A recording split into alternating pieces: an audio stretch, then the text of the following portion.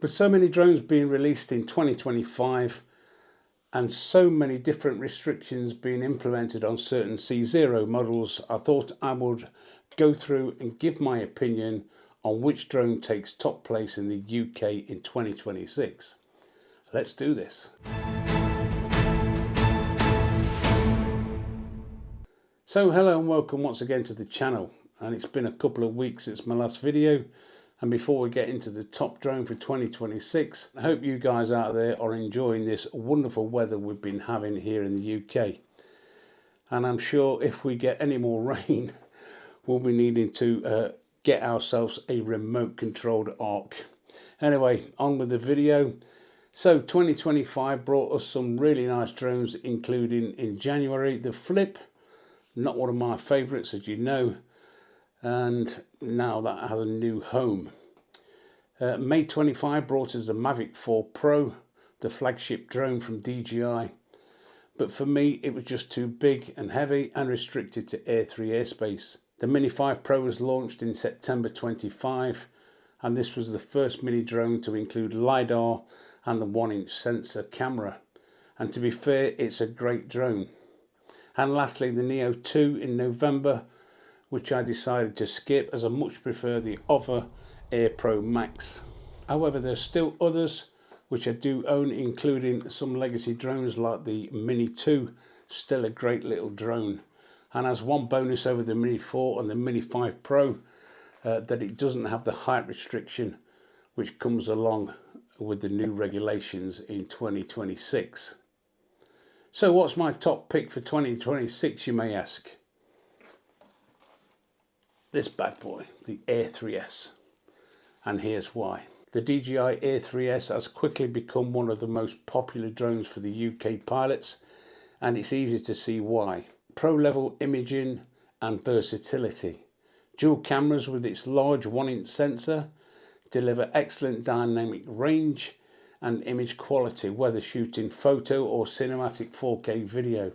The 70mm telephoto lens brings super compression and the ability, if needed, to shoot from a distance if you're close to restricted airspace.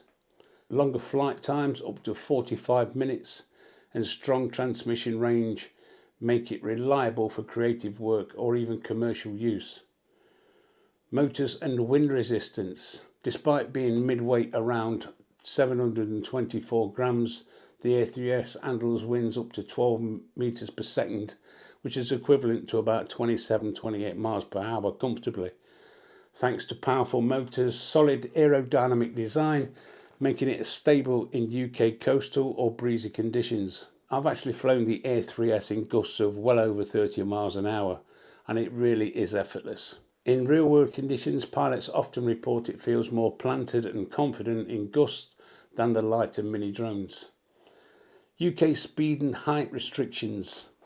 UK aviation rules, i.e. the Civil Aviation Authority updates from 2026, means all UK class drones must obey certain operational limits, like keeping within visual line of sight and respecting the 120 meters altitude above ground level. However, because the Air 3S is a Class C1 drone, its altitude control isn't hard-locked relative to the takeoff point, like the C0 drones. This gives more real-world freedom when following terrain or flying in undulating landscapes. New speed guidance may also see soft limits in the UK based on local regulations, but it still enjoys higher top-end performance compared with many small drones.